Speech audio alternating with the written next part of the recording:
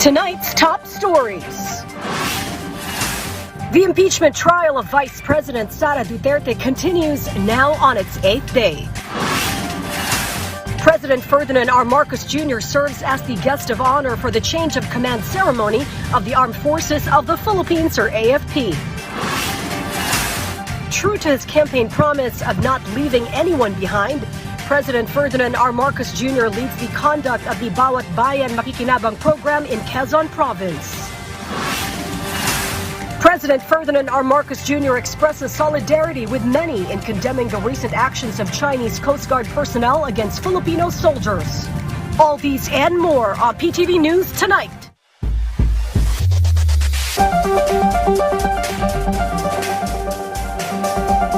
Good evening. Welcome to PTV News Tonight.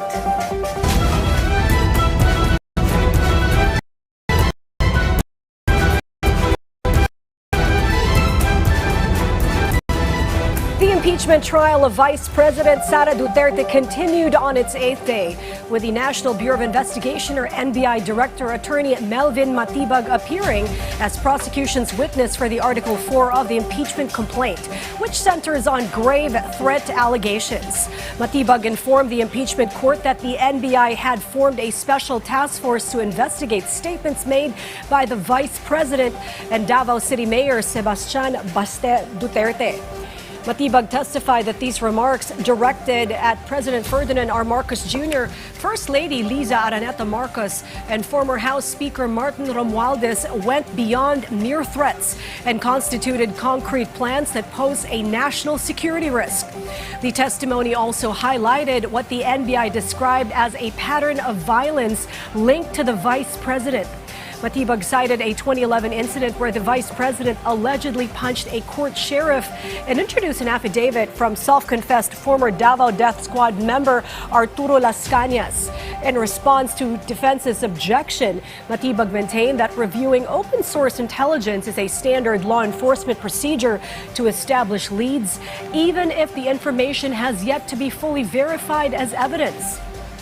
Presiding Officer Senator Francis Cheese Escudero withdraws the subpoenas of Violeta Constantino and Nenita Camposano, who are former branch managers of Landbank, but they may still be called upon on a different trial date. The trial is scheduled to resume tomorrow, July 22 at 2 p.m., with Matibag returning for the continuation of cross-examination. The presiding officer announced that hearings will be suspended on July 27 and 28 for the State of the Nation address and the minorities contra sona respectively, with proceedings set to resume on July 29. And in taking the witness stand on the last day to tackle the grave threats article of impeachment, NBI Director Melvin Matibag reiterated his agency's stand. The Vice President was dead serious in her threat on the lives of the President, First Lady, and former House Speaker. Even more so, Matibag believes the grave threat from the Vice President forms part of a conspiracy between her and younger brother and Davao City Vice Mayor Sebastian, who in January 2024 issued an ominous remark to the President to remember the fate that befell Benito Mussolini and the Romanovs. Our Bernard Ferrer has more, to include Matibag's admission of persons of interest in the NBI's crosshairs. Hindi na ito isang banta, kundi isang plano, sapagkat ang tingin po namin dito ay inianunsyo ng ating Vice Presidente ang kanyang planong pagpatay sa Pangulo ng Pilipinas. This was the assessment of NBI Director Melvin Matibag regarding the statements made by Vice President Sara Duterte. Matibag was referring to the online press conference held on November 23, 2024, during which controversial remarks were made against President Ferdinand R. Marcos Jr., First Lady Liza Araneta Marcos, and former House Speaker Martin Romualdez. Matibag said the NBI formed a special task force to investigate the Vice President's statements. Ang malinaw na banta at planong pagpatay po sa ating Pangulo na para sa amin po sa law enforcement, ito ay nag-transcend na sa banta po sa ating national security. The special task force is headed by the Deputy Director for Operations as team leader, with 2 assistant directors for investigation service serving as assistant team leader. The task force includes the NBI National Capital Region, Cybercrime Division, Organized Transnational Crime Division, Technical Intelligence Division, and Digital Forensic Laboratory.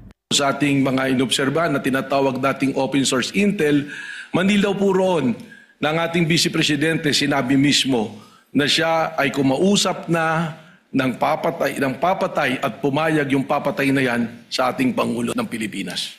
The NBA also investigated the Rage Coalition rally held on April 12, 2026, during which Davao City Mayor Sebastian Basse Duterte made statements against the president. Isang ulo lang naman ang kailangan namin, ang ulo ni Bongbong Marcos!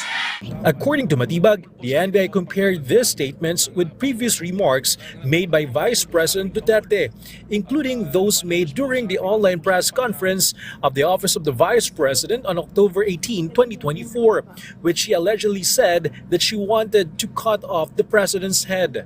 Gusto ko tanggalin yung ulo niya ba? Myself cutting his head.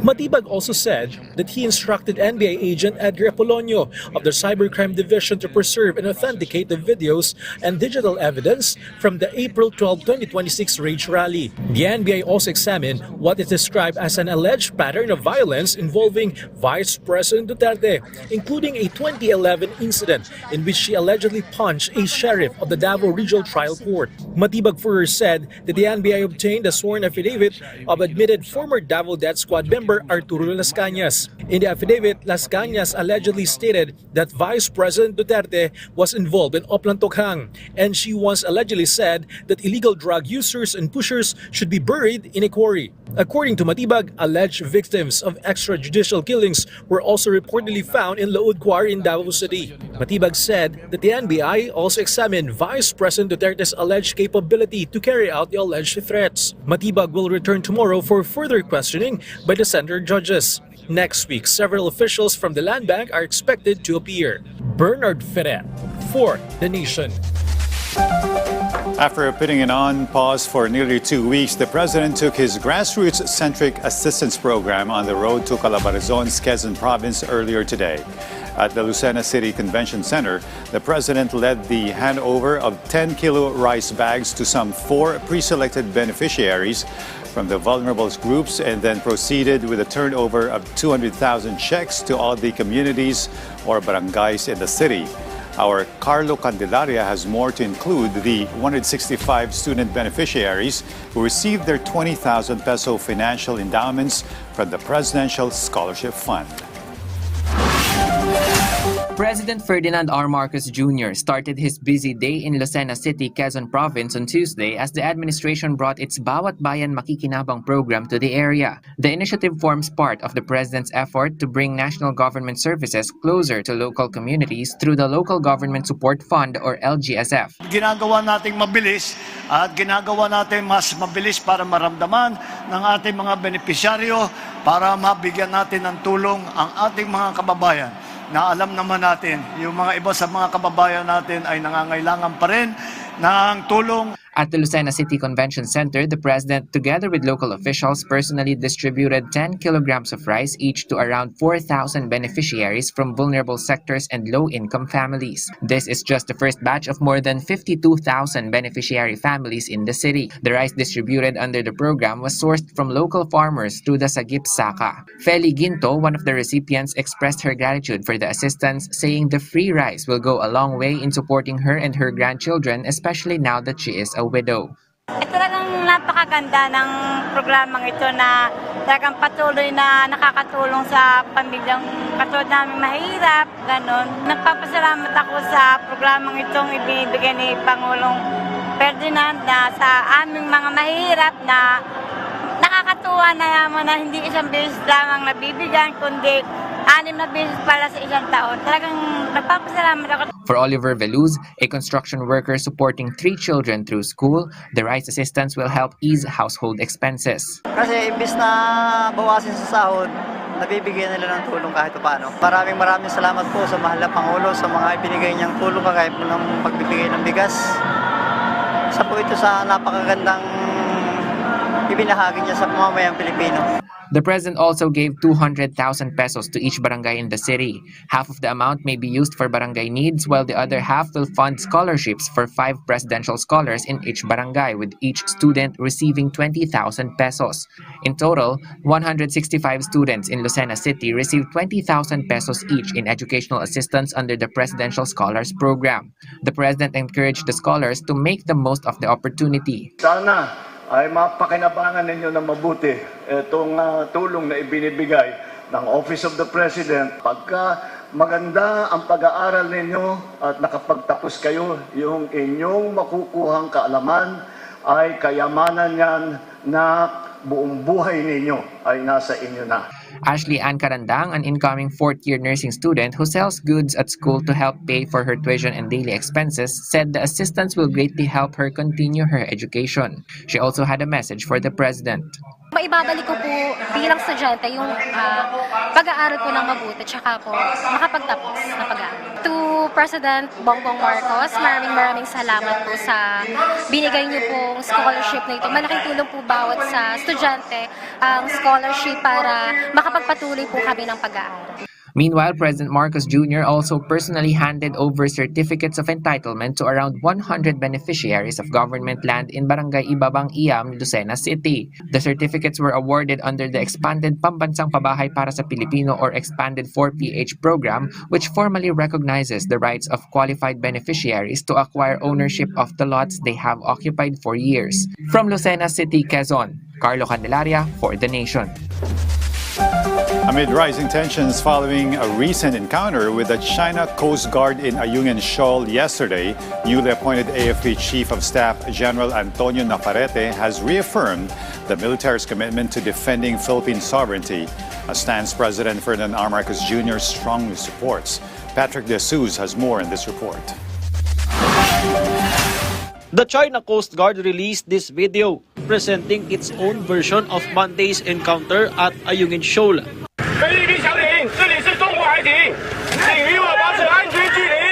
The footage shows a rubber boat carrying Philippine Navy personnel from BRP Sierra Madre approaching and colliding with a China Coast Guard rigid hull inflatable boat.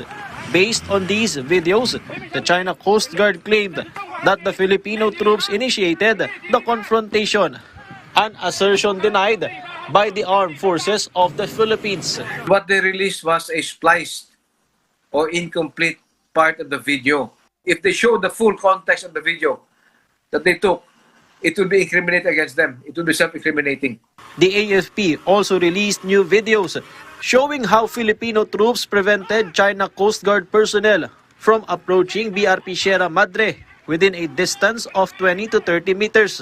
According to the AFP, the footage clearly shows that it was the China Coast Guard that intended to provoke a confrontation, which eventually led to the striking of wooden batons. Malapit-lapit na yan. This is similar to what they did in 2024, June 17, Rore. And yung paglapit ng dalawang boats nila, they were taking videos and pictures of BRP Sierra Madre. Alam naman nila na bawal yon, ganun kalapit at mag-video at mag-pictures. So they were already provoking a response from our side.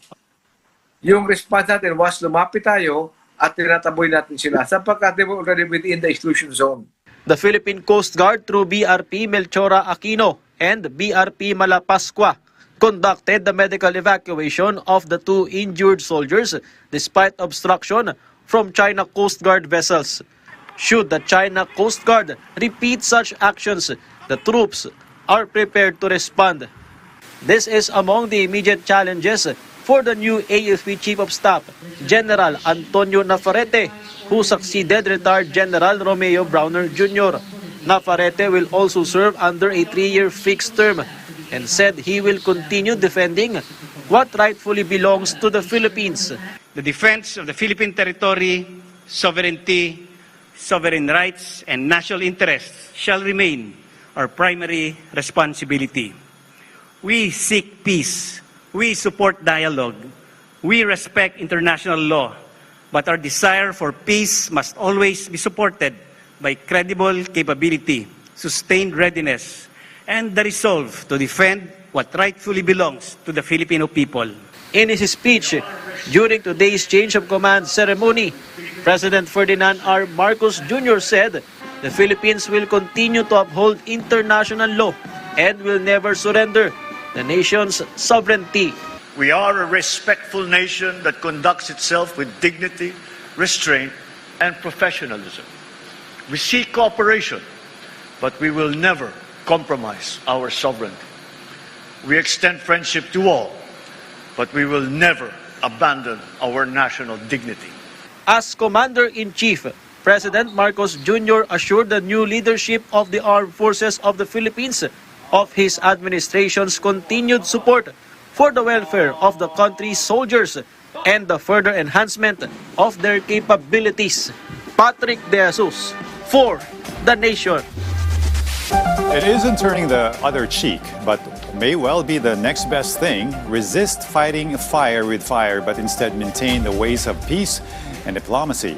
The president's response to the abominable act by the Chinese Coast Guard at the Ayungin Shoal that left a Philippine military personnel with a head injury after an unprovoked attack. Our Kenneth Bachenda has more on the president's insistence to go high when the adversary goes low and his plans to summon the Chinese ambassador shortly. Kinukundina po ng Pangulo ang mga ganitong klaseng pangyayari. That was President Ferdinand R. Marcos Jr.'s reaction following the latest harassment by the Chinese Coast Guard against Philippine Navy personnel in Ayungin Shoal. The palace said such violent actions are unacceptable, emphasizing that existing policies must be observed, particularly the 2016 Arbitral Award, which affirms the Philippines' maritime entitlements within its 200 nautical mile exclusive economic zone. So hindi po din ninanais ng Pangulo ang ganitong mga klaseng insidente na siyang nagbibigay ng polisiya na dapat tayo ay tumugon sa mga ganitong klaseng mga insidente through a diplomatic manner. So, hindi po talaga katanggap-tanggap itong nangyayari sa pagitan po ng bansa po natin at ng China. The palace also rejected the statement of the Chinese embassy spokesperson claiming that the Philippine Navy allegedly provoked the Chinese Coast Guard by supposedly disregarding its warnings.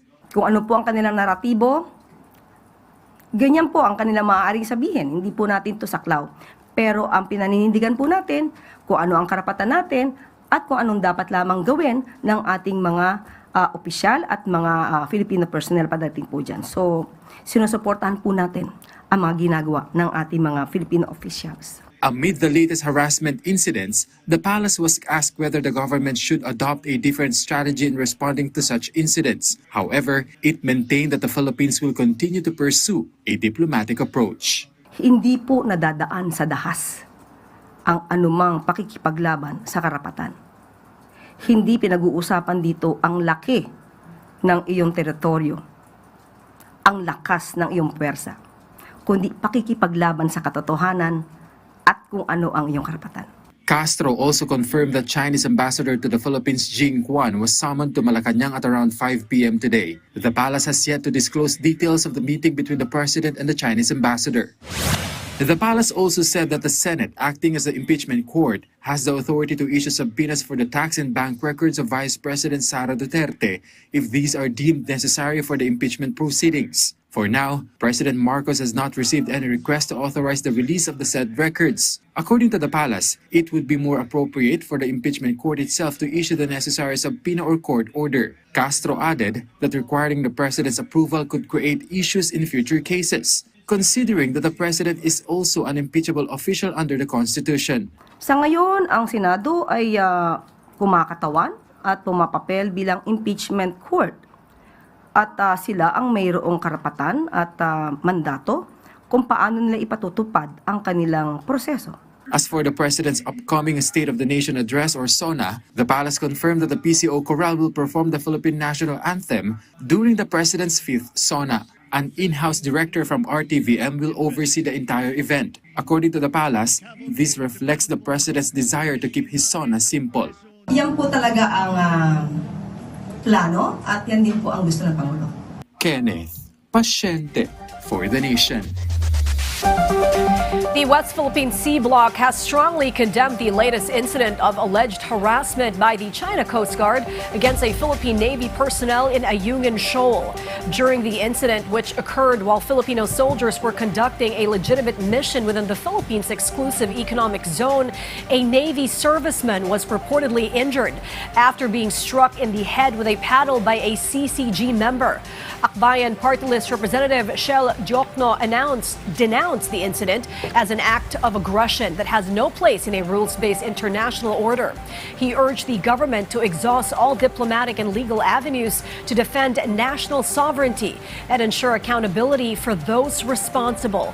Mamamayang Liberal Party List Representative Laila de Lima called the attack as unacceptable and emphasized that the China Coast Guard must be held accountable for the unlawful actions that led to the injury of the Filipino servicemen. In other news, the Department of Foreign Affairs, or DFA, has formally condemned the recent aggressive actions by the China Coast Guard in Ayungin Shoal, stating the incident is unacceptable and necessitates diplomatic action. The DFA is in close coordination with the Armed Forces of the Philippines, or AFP, to obtain full details of the encounter. Officials underscore that their priority is the safety and well-being of the Filipino soldiers stationed at the BRP Sierra Madre. The agency further asserted that the operations at the BRP Sierra Madre are legitimate, with a mission to provide security in Philippine territory. In the meantime, President Ferdinand R. Marcos Jr. has directed the Department of Migrant Workers, or DMW, to provide all possible legal assistance to the families of 2 Filipino seafarers killed in drone strikes in the northern Black Sea. Palace Press Officer Claire Castro stated that DMW Secretary Hans Leo Kakdak has been instructed to coordinate immediately with the victims' families to ensure they receive the necessary support. The DMW is also conducting an investigation into local manning agencies and foreign principals to check for any violations concerning deployment and the protection of seafarers. Meanwhile, the palace noted the safe passage of 4 Philippine-registered vessels through the Strait of Hormuz amid rising tensions in the region.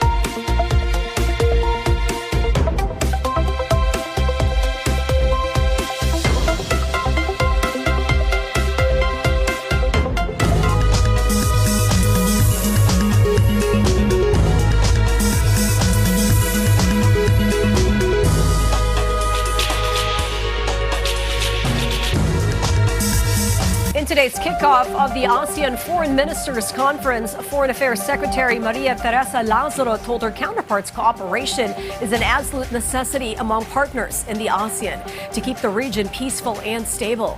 Likewise, in celebration of the golden anniversary of the Treaty of Amity and Cooperation, Lazaro announced the acceptance of at least 4 European states in the TAC.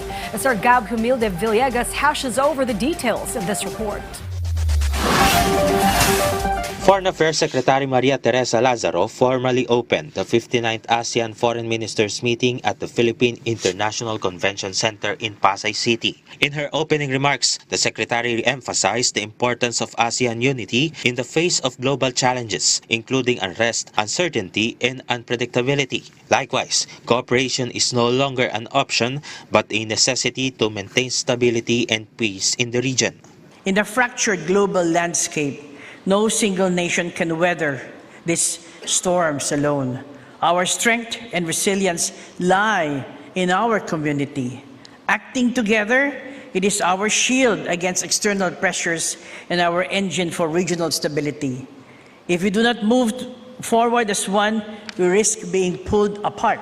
This year also marks the golden or 50th anniversary of the Treaty of Amity and Cooperation, which has been a pillar of respect for sovereignty, non-interference in internal affairs, and regional peace. During the plenary session, emphasis was also placed on the implementation of the ASEAN Community Vision 2045, which aims to build a more resilient, innovative, and people-centered ASEAN. I wish to underscore that in the current geopolitical landscape that we are in, no nation can effectively chart its course alone. Throughout human history, we have learned that the most successful journeys are those undertaken together with mutual respect and trust, as well as a shared sense of purpose. This is reflected in this year's chairship theme. As we navigate an era of swift transformations, let us remain steadfast in working together so that ASEAN continues to be a force of peace and stability for the millions of people who call our region home.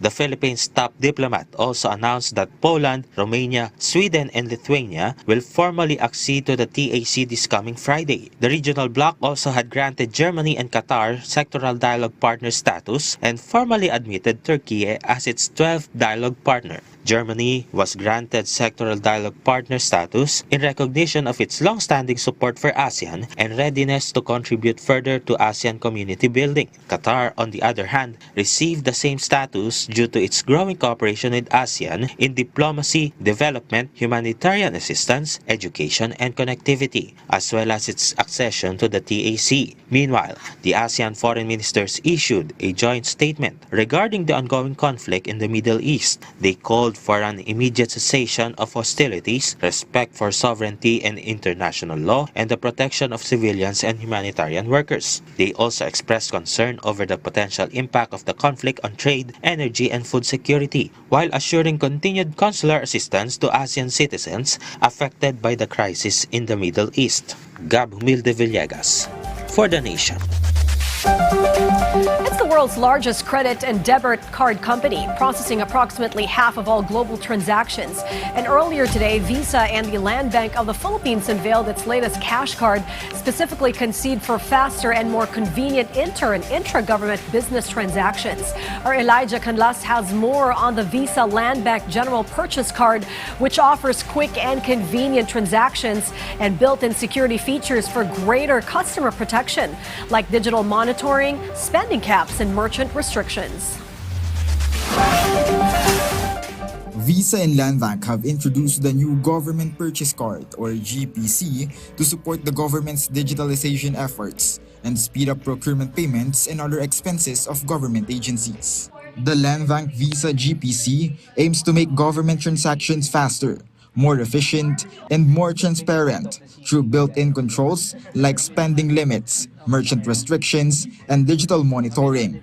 In particular, we will be issuing government cards. So we have the cards which we have shown earlier. And the government agencies will be using the expense management system, which will be the tool for them for viewing the transactions. They can also see or even assign the credit limits or spending limits of the designated officers. This is going to provide efficiency and transparency and speed. I mean, it's going to be more convenient talaga for everybody to be able to use that instead of the usual. It's going to cut processes. According to Visa Country Manager for the Philippines, Jeffrey Navarro, the program will help improve control over government agency processes and enhance public service delivery. Ang magandang araw na at the end of the day, parang ako, my spending, I can see it through my statement and I can monitor it, and there's always that governing agency that can look at it. Maganda na sabi ni Ma'am Lu kanina na access can also be given to COA. And I think that's already a very powerful tool. Before the year ends, cardholders will also gain access to an integrated digital expense management platform that automates expense processing and monitoring. Meanwhile, Landbank President and CEO Lynette Ortiz said the partnership with Visa will help strengthen financial oversight and expand digital services in government. The Landbank Visa GPC can be used for low-value purchases, travel-related expenses, and other regular expenditures of public sector institutions. Among the first to use the new card is the Bureau of the Treasury, which has 16 regional offices nationwide. The new Landbank Visa Government Purchase Card or GPC card seeks to digitalize government transactions and improve expense management by enforcing the government's trust to strengthen the country's digital infrastructure. Elijah Canlas for The Nation. Department of Public Works and Highways Secretary Vince Dizon inspected the road rehabilitation project in Noveleta, Cavite, after residents complained about worsening traffic caused by the prolonged construction.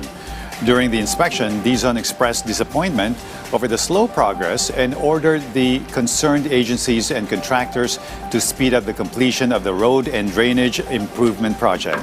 He also visited the stalled Noveleta Expressway, which began in 2020 but remains unfinished due to limited funding, and assured the public that the project will receive the necessary funding to move forward.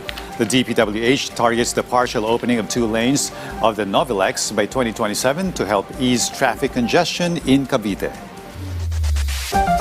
Government agencies have signed a memorandum of agreement to strengthen the compilation of foreign direct investment data in the Philippines.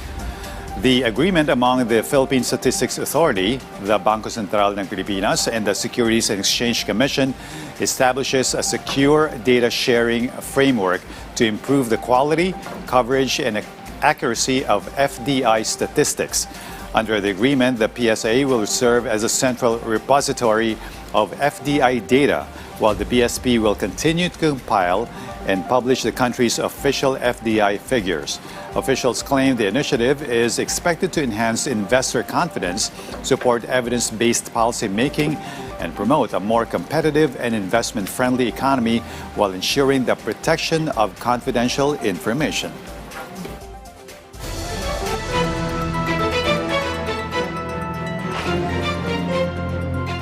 The Philippines and New Zealand have officially formalized a roadmap to elevate their bilateral relationship to a comprehensive partnership by 2026. This partnership focuses on 4 key pillars: political engagement, defense and maritime security, trade and economic growth, and people-to-people ties. The Philippine Department of Foreign Affairs and the New Zealand Ministry of Foreign Affairs and Trade will oversee the implementation of these initiatives, with progress to be assessed periodically leading up to the 2026 target. This initiative follows an agreement made during an April 2024 meeting between President Ferdinand R. Marcos Jr. and Prime Minister Christopher Luxon, aimed at deepening cooperation and delivering mutual economic and security benefits.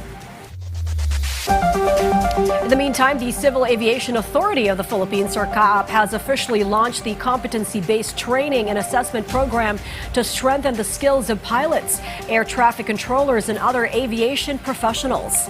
This program focuses on developing practical competencies needed to handle real-world operational situations, rather than attributing aviation incidents solely to pilot error. Prior to its launch, the CAAP conducted 8 orientation seminars for inspectors, Philippine Air Force examiners, and training organization instructors, while also issuing a memorandum circular for its implementation. The agency said the initiative aligns with international civil aviation organization standards and is expected to further enhance aviation safety in the country. Success in positively and proactively addressing the destructive and deadly effects of climate change hinges more or in larger part on disaster preparedness predicated on a whole-of-government approach, rather than relying heavily on recovery. Measures like faster distribution of relief assistance, tree planting to reinforce watershed areas, and disaster drills to protect more lives, among others. Our Sheila Natividad fills us in with more.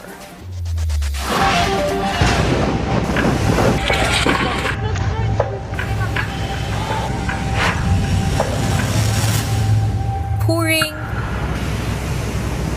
flooded, and collapse. These are the scenarios that Filipinos experience whenever disasters strike the country.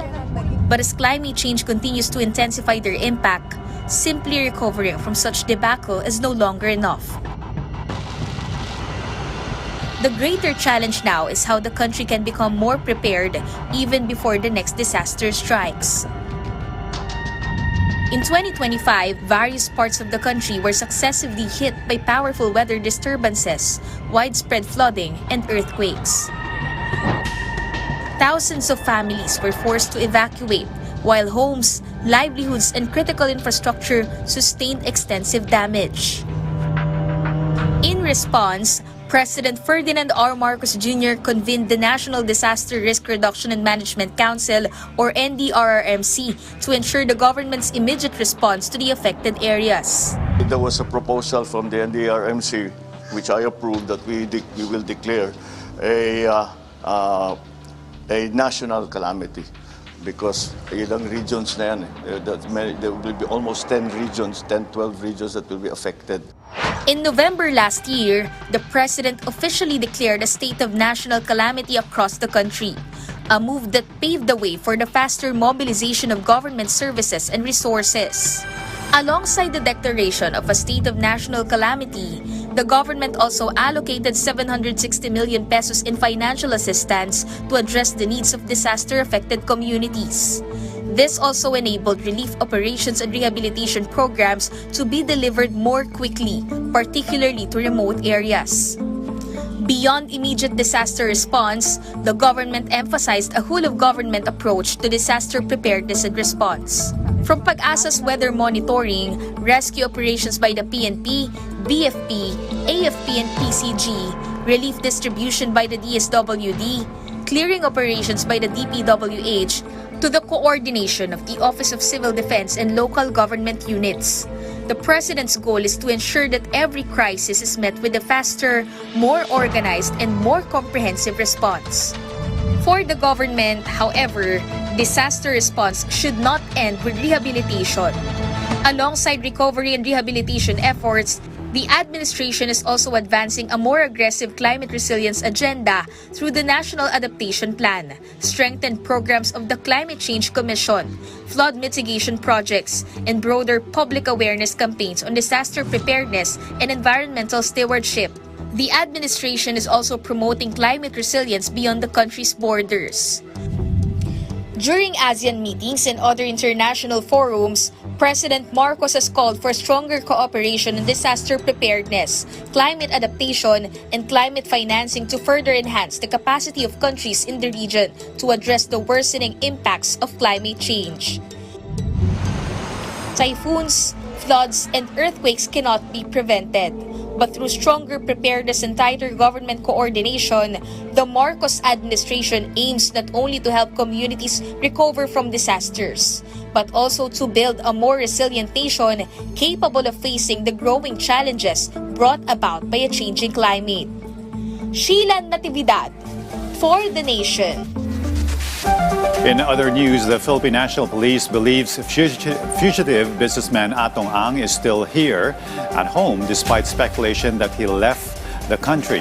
PNP Chief Police General Jose Melencio Nartatis Jr. said their latest information indicates that Ang's last known location was still within the country. However, the PNP continues to verify reports claiming he may have traveled abroad. Authorities have also announced a 20 million peso reward for information leading to the arrest of Ang, who has been identified as the primary suspect in the case of the missing cockfighting aficionados. The Philippine National Police, or PNP, has identified the two members of a criminal syndicate as suspects in the fatal shooting of vlogger Alicia Lipata, who was gunned down by riding in tandem attackers in Caloocan City last July 17.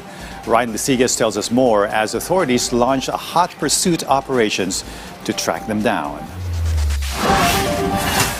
In the early hours of Friday, July 17, vlogger Alicia Lipata was shot by riding in tandem gunmen in front of their house inside a subdivision in Barangay 171, Caloocan City. The vlogger died on the spot, while her live-in partner was injured. The Philippine National Police, or PNP, has already identified the two suspects. According to PNP Public Information Office Acting Chief Police Colonel Alin Reyco, the two suspects are members of a criminal syndicate. The investigation also indicates that they were allegedly hired to kill the victim. Honest to goodness police work na investigation, backtracking, forward tracking, as well as yung talking to witnesses, gathering of evidence. Lahat po ito pinagsama-sama natin until such time na identify nga po natin kung sino mismo yung mga gumawa. The PNP has launched a hot pursuit operation to track down the two suspects, one of whom has been found to be facing multiple criminal cases. We are already readying the case to be filed against these two. Yung pong dalawang na-identify na natin na mga salarin. At pinoprofile na rin po natin sila kung ano po ang kanilang mga nagawa noon. Yung isa po ay meron na pong patong-patong na kaso. So everything will be given. We cannot give specific details as of now para hindi po makompromise ang ating operations. The motive behind the killing remains unclear. However, the PNP said it is looking into all possible angles, including personal disputes and the victim's work.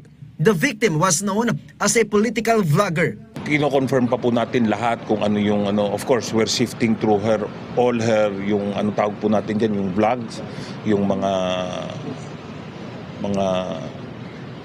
statements niya, and of course we're talking to the family para po makapakuha tayo ng mas complete na picture dito, whether there was actual threats, ilan ito, at saan nanggaling ang threat, at sa paniwala nung mismong tao na napaslang nga ay sino ang gumagawa ng threat sa kanya na to.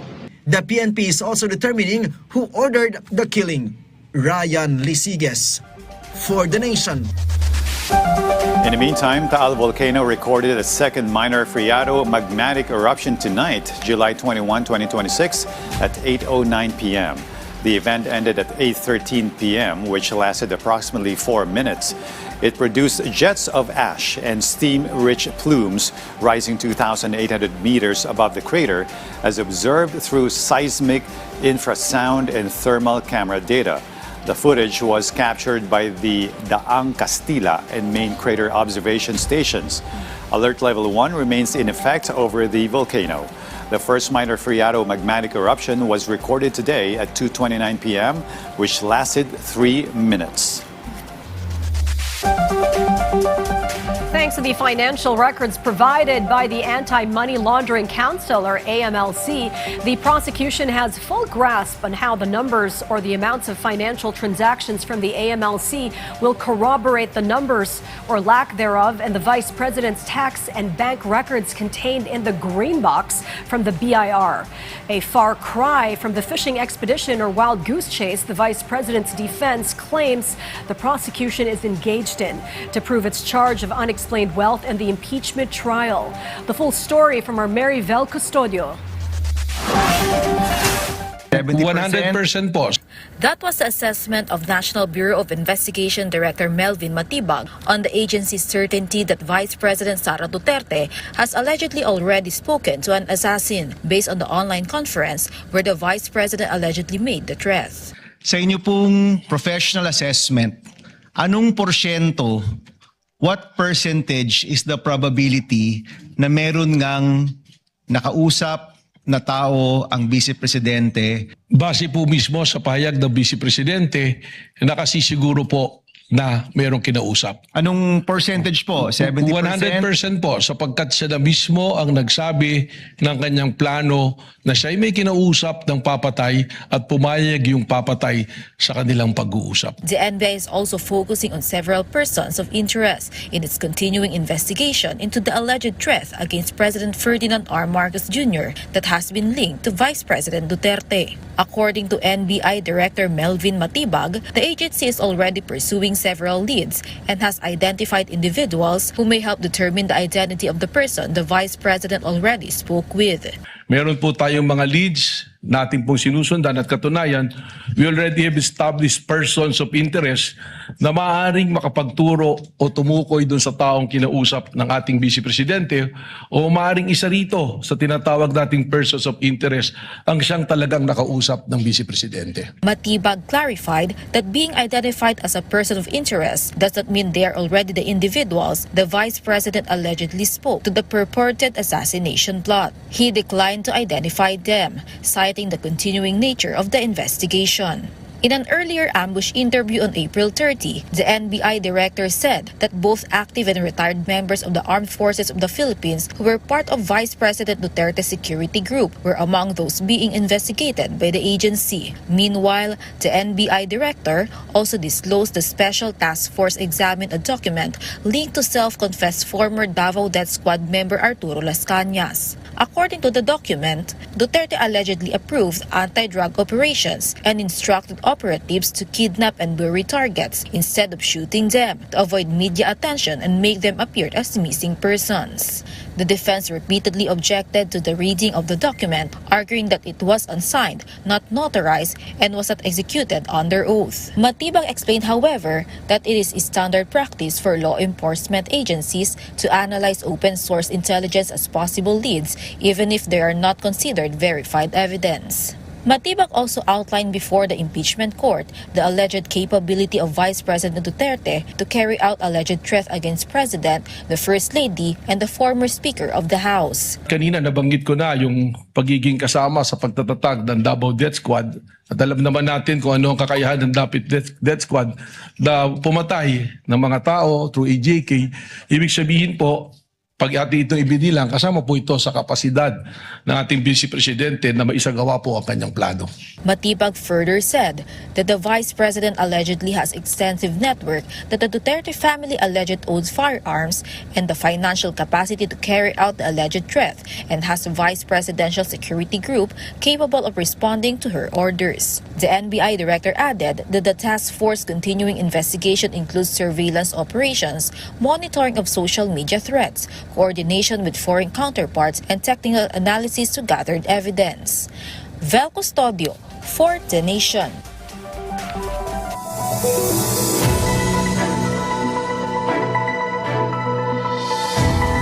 For the second time, the Davao region has exported cardaba or saging na sabas to Auckland, New Zealand, following the success of its initial shipment. A total of 1,400 boxes of bananas were sent after the first export met the buyer's strict quality standards. The Agricultural Department 11 said the export expands market opportunities for Davao bananas, which are also shipped to the United Arab Emirates, Kuwait, Saudi Arabia, China, and other countries. The agency added that a third shipment to New Zealand is already planned, while local banana farmers continue to receive training to ensure their produce meets international standards.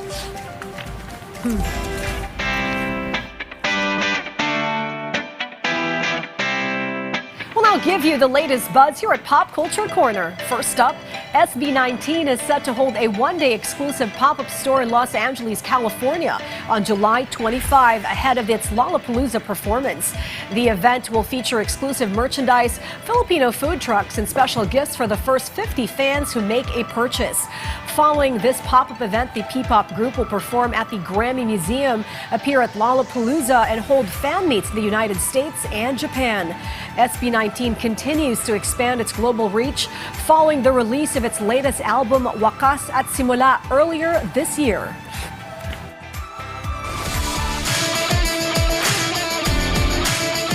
The Philippine 12-under baseball team made history with an impressive victory at the All-Japan Championship Tournament. The young Filipino squad delivered a standout performance, defeating host nation Japan 8-4 in the tournament. The Philippines excelled on both offense and defense, with the young batters producing timely hits, while the team's solid defensive play kept the Japanese side in check. The victory marked a historic result for the Philippine 12-under team as it continued to make its presence felt on the international stage. The All-Japan Championship Tournament will continue through July 23 in Japan as the Filipinos aim to sustain their momentum. Former three-division world champion Jean-Riel Cuadro Alas Casimero continued his comeback after returning to the top 10 of the International Boxing Federation rankings. Jean-Riel Casimero re-entered the International Boxing Federation, or IBF, rankings after being named the number 10 contender in the organization's July Junior Featherweight rankings. The Filipino veteran also continues to climb the World Boxing Organization, or WBO rankings, where he currently holds the number 4 spot in the same division. Casimero's resurgence follows back-to-back victories in Japan under Kameda Promotions, including a fourth-round knockout of former two-division world champion Luis Neri of Mexico last June. Prior to that, he marked his comeback with a victory over Tom Mizokoshi in December of last year. In the latest IBF rankings, Casimero replaced Britain's Joe McGrail at number 10, while fellow Filipino Kenneth Llover moved up to number 9. Meanwhile, Wonder Boy Carl James Martin remains the WBO's number 1 contender. With his return to the world rankings, the possibility of a long-awaited showdown between Casimero and undisputed junior featherweight champion Naoya Inoue remains very much alive. Casimero currently holds a professional record of 36 wins, 5 losses, and 1 draw. Our food for thought tonight comes from Daniel Patrick Moynihan, American senator, diplomat, and scholar known for his thoughtful writings in public policy, government, and democracy. And he says, everyone is entitled to his own opinion, but not to his own facts. I believe in this, freedom of speech and all that, but you can choose what to believe in, but you can't change what's actually facts and what's the truth. How about you, Jay? To me, the best argument is always an honest fact. All right. Now, before we end our newscast, please do take the time to like, subscribe, or share PTV social media pages flashing on your screen right now. It would go a long way, and we would truly appreciate it. And on a side note, we would like to thank the FAMAS for the honor of being nominated as one of the best news programs for the inaugural FAMAS Broadcast Awards. It is truly an honor to be among those greats. And so goes PTV News Tonight's roundup of tomorrow's headline stories. I'm Sharms Espina. I'm Jay Esteban. Join us again tomorrow on PTV News Tonight.